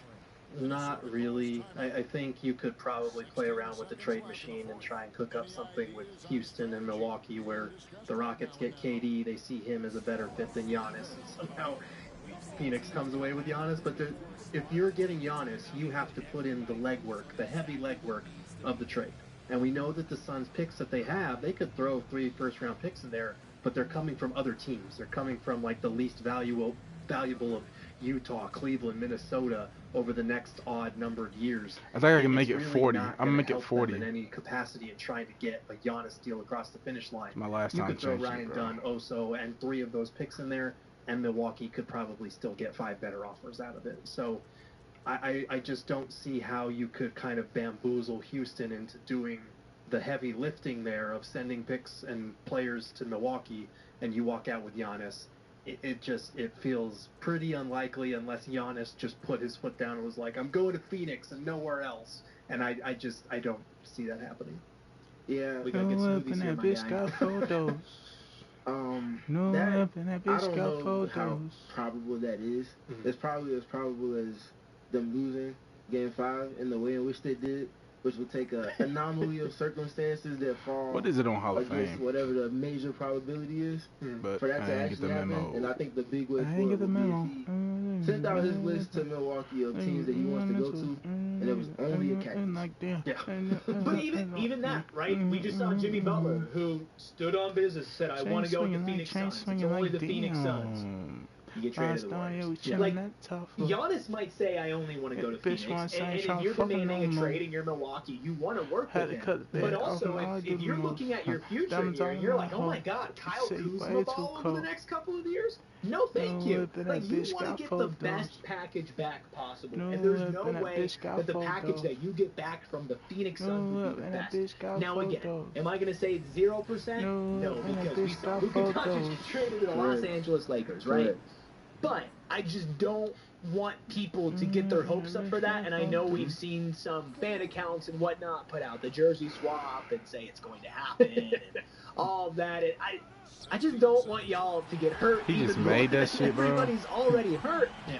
But that doesn't mean that this doesn't have a direct impact on what the Suns do with KD, because Gerald, maybe Giannis doesn't end up on Give me the one. Suns, Give me one. but maybe the Suns are involved in a Giannis Oh my God, I trade, or fucking maybe missed the it. teams who are What the fuck? interested in Kevin There's no way Durant I missed this. Come on. wait on Kevin Fuck outta here. Durant to see if they can get Giannis first. Yeah, it will be fascinating to see how the trade market plays out for KD based on what happens with Giannis, because a lot of the same teams that would have draft picks and young players and potentially interest in KD, some of those teams could overlap if Giannis suddenly becomes available, and he would shoot to the top of that list because He's about 7 years younger than KD. He's playing at a top 5 MVP level, one of the most destructive offensive and defensive forces in basketball right now. And a lot of these teams that we've been talking about maybe could make sense as a KD trade suitor would probably have the same picks and young player combination that could make a compelling offer for Milwaukee. So it'll be interesting. I don't think that it's a one-for-one overlap. I think even for some of the teams we talked about with a Kevin Durant trade, you could make an argument that KD fits some of their specific needs, maybe. Over to David Aldridge from the sideline for an interview with our player of the game. Hey, David. Thanks very much, LeBron. You got after it on defense. You look motivated. You know, I heard it all from, you know, is this the last that we've seen of LeBron and the passion that he plays, and then defensively, you know, he's not very good defensively. But you can't single me out. You know, it will never be a possession where a coach or a teammate or a player on the opposing team will single me out defensively. Because I'm in tune with that side as well. So, you know, we got a lot of guys that play the defensive side, and it's important for me to be on that side as well and take that challenge just as much as the offensive end. Seems like you took some words to heart, man. Thanks. Back to you. That slows down everything regarding KD.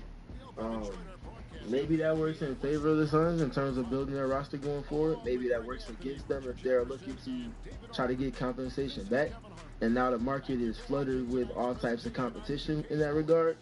That part remains to be seen, but I think that maybe the most beneficial part, if we're not talking about the two elephants in the room, the two unicorns in the room rather, would be if the Suns could latch into a Giannis trade via the secondary players that they have in terms of contracts. And I'm looking specifically at Royce O'Neal and Grayson Allen.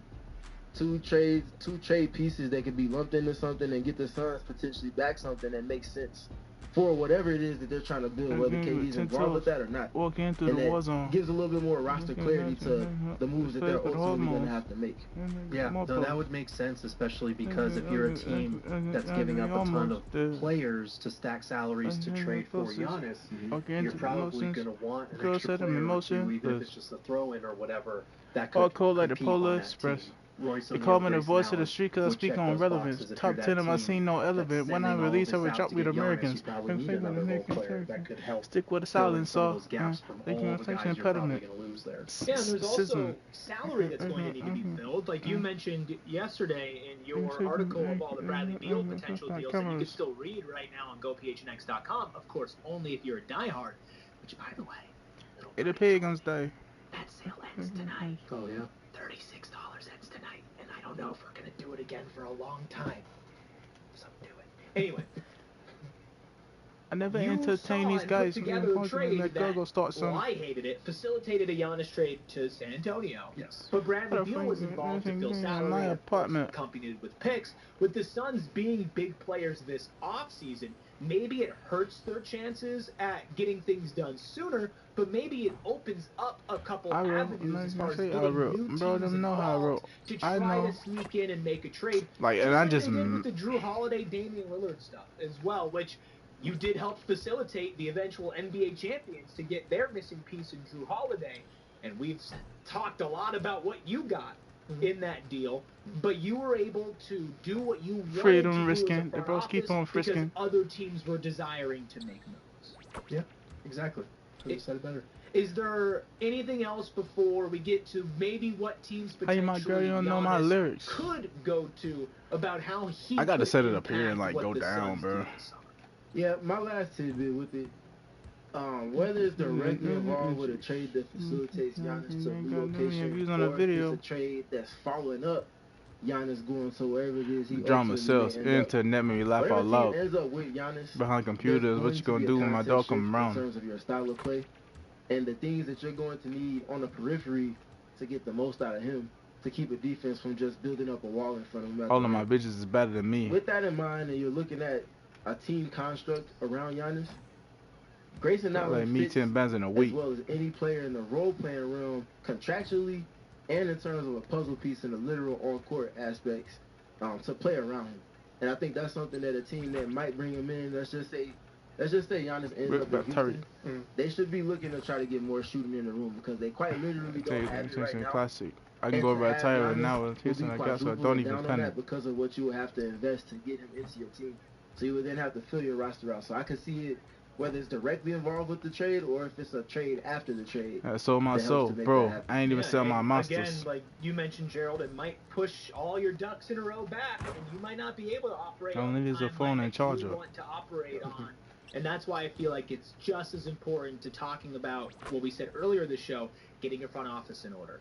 Like getting all of your ducks in a row, not waiting on anything, because now the pieces are going to start to move around Giannis. And obviously exit interviews are going down in Milwaukee. I'm sure we're going to get some sort of reporting soon. Maybe it comes out Giannis doesn't want to be traded, right? And that might accelerate things. You want to be in a position to take advantage of that. But if it's not the Phoenix Suns, which despite what Violet thinks, none of us up here are saying it would be the Phoenix Suns. What team could be interested in Giannis? We've compiled quite the list here on PHNX Suns. So let's go ahead and get into that before we hit our last break and talk a little playoff basketball. We should probably distinguish, because in terms of which teams would be interested in All Giannis, of them. all of them. Which Everybody. teams could actually make an offer and would be interested, that's a little bit shorter.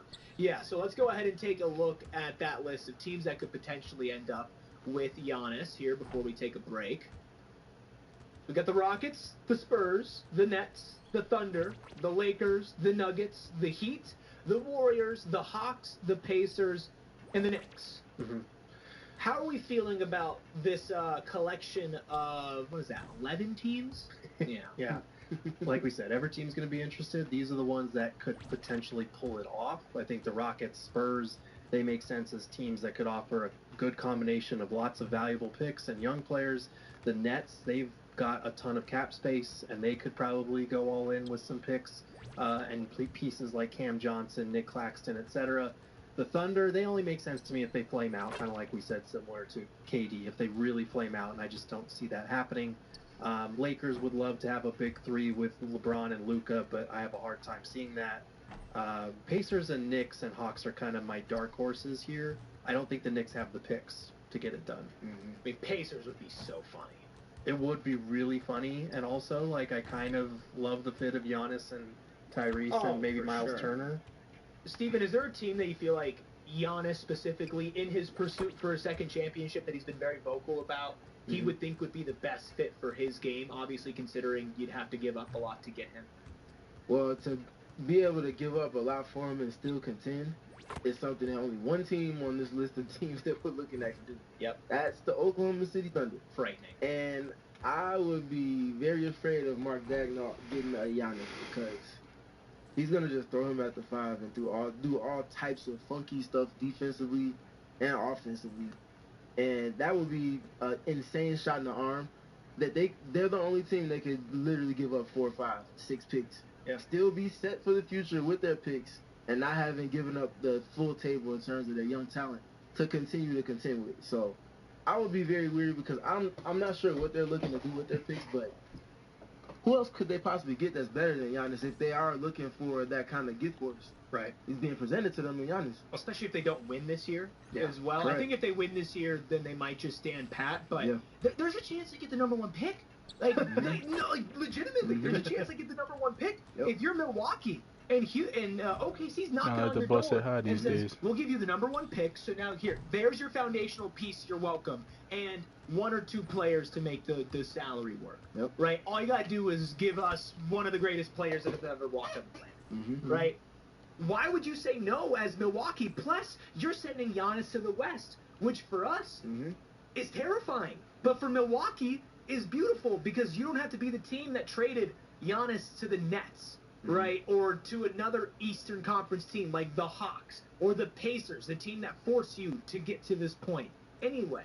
And then play him multiple times a year, meet him in the playoffs eventually. It would be almost ideal for them to trade with OKC, which is terrifying. Yeah, well, so the OKC, I don't think they can get the number 1 pick, because the Miami pick is 15 because of where they finished the season. But to your point, they could trade all their picks for the number 1 pick. They trade the number 1 pick. They could. But to your point, I do think it's valid that, like, what happens in the draft lottery could very well play into what happens in both of these trade sweepstakes with KD, like, I want to know because what happened to if you us? are a You team know, like, say, pretending to be a man, he a Houston, scrub. for example, that somehow jumps from number 9 to the top 4 or whatever, suddenly you have more ammo at your disposal in terms of putting together a nicer trade offer for Giannis, for KD. So it's going to be and San Antonio also. They're 8th in the draft lottery odds. Brooklyn 6th in the draft lottery odds. So these are teams that could be looking at Giannis, and if they do climb up into that number 1, number 2, number 3 spot, maybe suddenly Milwaukee's like, ooh, I like that pick. Yep. I can see the headline now: how the Phoenix Suns helped the Houston Rockets land Giannis Antetokounmpo. That would be brutal. Last thing I'll throw in there, I want to cry.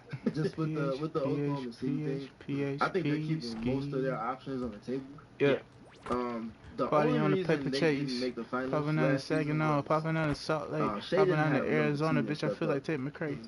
It Vanilla Ice, wouldn't have white been fair to holes. assume rookie Chet Holmgren would have done so, but Jalen Williams, Nigga love to talk, man. when they needed Stats him on. most, was Putting not there money in the up her capacity nose. that they X needed on him the to be tongue. an She all-star. be geeking hard. She done had a brat summer. They get to Party another pull point up on the where scene instead in of a in the black conference Hummer. finals, We they pull get up to the flamed out 6, in we the get the finals. text running. And And talking Jalen on the Williams old, isn't trying able to to prove step up to the something. level that Man, they wax need. some, pat some, Obviously, do they could something. just bank I on don't skill give a development fuck. I'm as a they've done fall the out last 3 boy when they seasons, but call out they game. felt the need Also, to a lot make of that dollars to move. the dog ass Milwaukee's not going game. to get a Fuck am I better young supposed to talent do in with all addition to that the pick pain? compensation Sleepless night. that Jalen Williams plus picks could get for Giannis. Oh, And naturally, that puts email them my right bitch back to where the they small want to town be, fame. and they still have a Dang. treasure trove of Hey, I'm a assets mess to right move forward now. with. So, just throwing hypotheticals out there to keep in mind as we're watching the playoffs unfold. Right. If they win this season, I think it's I off the said table. I'm a If mess they right don't, now. this is the quintessential moment where you have all of these young players and picks, and if you were ever going to put them to good use, like you said, who better than Giannis to put them to use on? Yeah, and by the way, you mentioned the draft lottery. We'll be doing a show during the draft lottery, which means that we will be watching along as we figure out where the Phoenix Suns pick lands. So make sure you mark your calendar for that as well. Of course, we'll be keeping tabs on everything knowing the going method on and fucking in with the me is a playoffs, blessing. potential Giannis Aside watch. from my BM, I don't give a fuck about I wanted to exes. share just something It's that I found BM, funny PBM. from We the taking your Giannis hoes, you stuff, reckless. where he was You're Courtney grabbing and PM. Benedict At AM, I'm fucking head, Alexis. and this guy at Lord Bellman says Giannis was holding his son like Bane. The Giannis, his body language, his fighting with Tyrese Halliburton's dad, his comments afterwards, his wife's Instagram post, all of it, like you mentioned, Steven, just kind of leads you to believe that this is the final chapter. And if it is, who knows what's next? Yeah, dude's a winner, and he's fed up with not winning, and he wears his heart on his sleeve. He's never been shy in showing emotions, and I'm not mad at it. No. He was never in the wrong with any of those reactions that he had post game yesterday. No. In any capacity, dude puts up all-time great numbers. One of the only players in history to get 30, 20, and 5 or more assists in any game in history. Jokic is the only person that's done it multiple times. Giannis has done it once. And that result is a loss. Again,